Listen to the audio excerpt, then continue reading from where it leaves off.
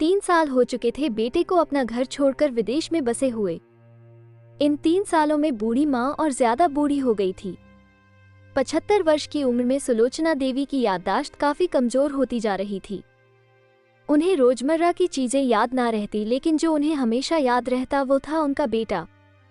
दिन हो या रात, एक पल भी ऐसा ना होता जब उन्हें अपने बेटे की याद ना आती। दूसरी तरफ बेटा था जो साल भर में एक आध बार अपने माँ को फोन कर लिया करता और 1-2 मिनट से ज्यादा बातें भी ना किया करता। फिर भी यह बूढ़ी माँ टकटकी लगाए अपने बेटे का इंतजार करती रहती। एक दिन बेटे का विदेश से फोन आया। हेलो हेलो, सुन रही हो ना माँ?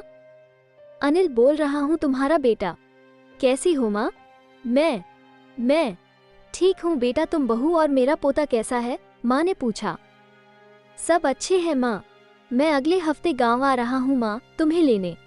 अब हम सब साथ में ही लंदन में रहेंगे माँ। तुम्हारी बहू कह रही थी माँ को यहाँ पर लेकर आओ, बेचारी अकेली वहाँ परेशान होती होगी, बेटे ने कहा। माँ की बूढ़ी सूखी आंखें आंसुओं से भीग गई। उसके कमजोर शरीर के नस नस में खुशी की लहर दौड़ गई। बेटे और बहू का अपने प्रति प्रेम देखकर माँ का मन खुशी से भर आया। बेटे ने आगे कहा, माँ तैयार रहना माँ, मुझे ज्यादा दिन छुट्टियां नहीं है। जिससे जितने पैसे लेने हैं लेकर रखना, तब तक मैं प्रॉपर्टी डीलर से बात कर लेता हूँ। घर के लिए? घर के लिए? माँ ने पूछा। हाँ माँ, गांव का घर हमें बेच देना पड़ेगा। अब हम साथ में ही रहने वाले हैं तो वहाँ पर घर रखने का कोई मतलब नहीं है माँ, बेटे ने कहा।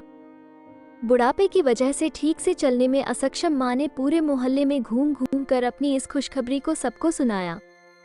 सभी को खुशी हुई, सबको लगा माँ जी के आखिरी दिन अपने परिवार के साथ खुशी से बीत जाएंगे। घर वापस आकर माँ ने अपने घर के कोने कोने को ऐसे देखा जैसे वो अपने दूसरे बेटे को देख रही हो। देखे भी क्यों ना, उस घर को अपने बेटे से कम थोड़ी समझा था। अपने पति के साथ 40 साल यही तो बिताए थे, लेकिन अब मजबूर थी बुढ़ापे के आखिरी साल बेटे और बहू के साथ बिताना चाहती थी। दिल पर पत्थर रखकर घर बेचने के लिए माँ तैयार हो गई। आनन फानन में बेटे ने घर को आधे दामों पर बेच दिया। माँ ने ज्यादा नहीं, लेकिन जिन चीजों से दिल लगा था उन चीजों को समेटा और बेटे के साथ टैक्सी में बैठकर एयरपोर्ट के लिए चली गई। एयरपोर्ट पर आकर बेटे ने माँ से कहा, माँ तुम यहाँ बेंच पर बैठो, मैं सामान और बोर्डिंग पास की जांच करा कर आता हूँ। वहाँ वक्त लगता है और खड़ा रहना पड़ता है, तुम्हें तकलीफ होगी। तुम यही आराम करो। मैं यूँ गया और यूँ आया। माँ बेंच पर बैठ गई और बेटा अंदर चला गया। काफी समय हो गया बेटा वापस नहीं लौटा। माँ सोचने लगी, ज्यादा भीड़ होगी इसलिए देर लग रही होगी।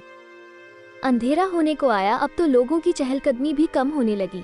माँ को अब चिंता होने लगी। एक कर्मचारी ने आकर पूछा, किससे मिलना है माँ जी आपको? यहाँ पर क्यों बैठी है? डरती हुई आवाज में सुलोचना देवी बोली, मेरा बेटा अंदर सामान की जांच कराने गया है। लंदन जा रहे हैं हम। क्या नाम है माँ जी आपके बेटे का? कर्मचारी ने पूछा। अनिल नाम है मेरे बेटे का, सुलोचना देवी ने बताया। कर्मचारी अंदर गया और थोड़ी देर बाद बाहर लौटा। उसने सुलोचना देवी से कहा, माँ जी लंदन जाने वाली फ्लाइट तो दोपहर में ही जा चुकी है और आपका बेटा भी उस फ्लाइट में बैठकर लंदन जा चुका है। अब आपके यहाँ बैठने का कोई मतलब नहीं है, आप भी अपने घर चली जाइए। क्या जा चुका है और मैं घर जाऊं? घर? माँ की आंखों से आंसुओं के सैलाब उठने लगे। जैसे तैसे माँ घर पहुंची, जो अब उसका था ही नहीं, बिक चुका था। वो वही बरामदे में तुलसी के पास सो गई। घर के नए मालिक को उस पर दया आई तो एक कमरा किराए से उसको दे दिया।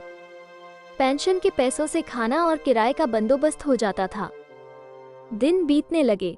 कुछ दिनों बाद घर के नए मालिक ने सुलोचना देवी से कहा, माँ जी आप अपने रिश्तेदारों के यहाँ पर जाकर क्यों नहीं रहती है? इस उम्र में आपके लिए वही अच्छा होगा। अच्छा तो होगा, लेकिन अगर मेरा बेटा वापस आया तो उसका ख्याल कौन रखेगा? मेरा बेटा बहुत भोला है, उसे अपना ख्याल रखना बिल्कुल नहीं आता। मैं कहीं नहीं जाऊंगी, क्या पता कब उसे मेरी जरूरत पड़ जाए, माँ ने कहा।